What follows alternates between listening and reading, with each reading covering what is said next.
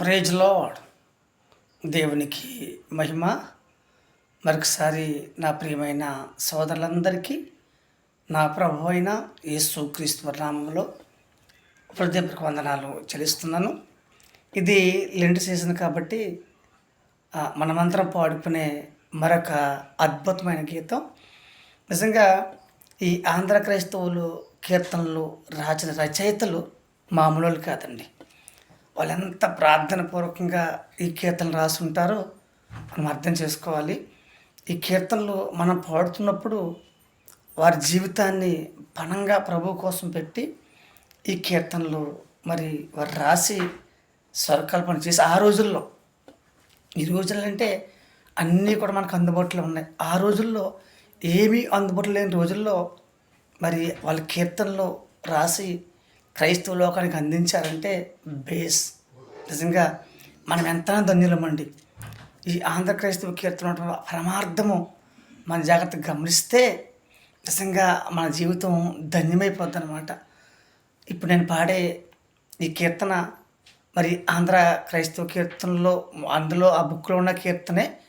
మరి ఈ కీర్తన మరి ఆ కీర్తన నేను పాడాలని నేను మరి ఆంధ్ర క్రైస్తవ కీర్తనలో మరి పెద్ద కీర్తన బుక్లో ఈ పాట అయితే 695 పాట.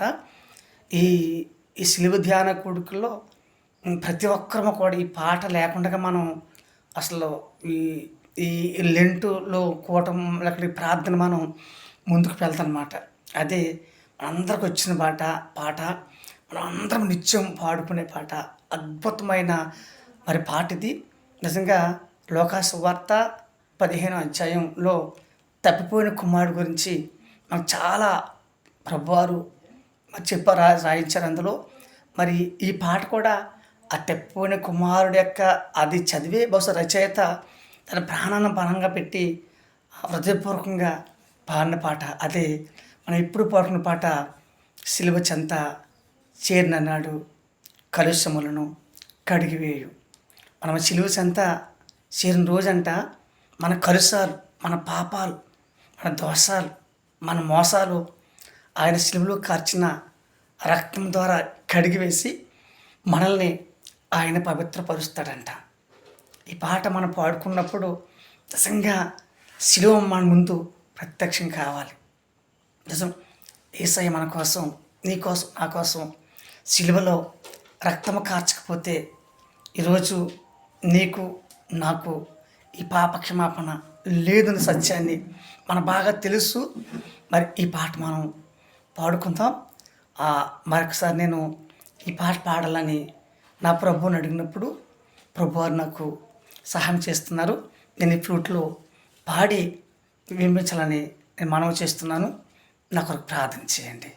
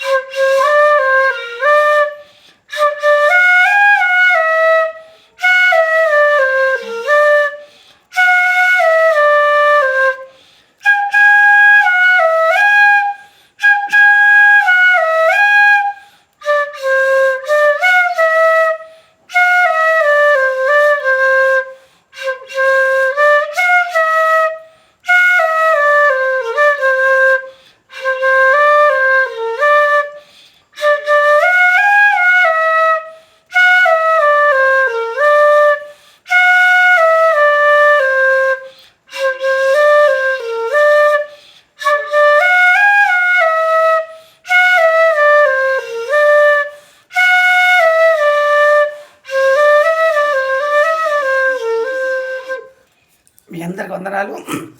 ఈ కీర్తన నేను పాడుతున్నప్పుడు ఆ శిలువ నా ముందు వచ్చినట్లుగా నాకు అనిపిస్తుంటుంది. నేను ఆ కీర్తనలోకి వెళ్ళి నేను పాడుతుంటాను. దయచేసి ఆంధ్ర క్రైస్తవ కీర్తనలు ప్రతి సంఘంలో పాడుకోవాలి. విలువైన పాటలు ఇవి, మామూలు పాటలు కాదు. నిజంగా అనేక మంది హృదయాలను కదిలించిన పాటలు. మరి డాక్టర్ బిల్ మోరీ గారు కానీ చాలామంది సింగర్స్ ఈ పాటలు పాడి ప్రాణం పెట్టి పాడారు. ఈ పాటలో నిజంగా జీవం ఉంది. మనం చనిపోతాం కానీ ఈ పాట రాసిన రచయిత మరి ఉన్నారో మనకు తెలియదు. కానీ ఆయన లేకపోయినా ఈ పాటకి ఇంకా జీవం ఉంది. ఎప్పటికీ పాట మరి ప్రభు రెండవ రాకడ వరకు ఈ పాటలో జీవం ఉంటుంది. ప్రతి ఒక్కరూ పాడుకోండి. నా కొరకు మీరు ప్రార్థించాలని మనవి చేస్తూ మిమ్మల్ని అందరినీ దేవుడు దీవించాలని అనుదినం ప్రార్థన చేస్తున్నాను. మీ అందరికీ వందనాలు.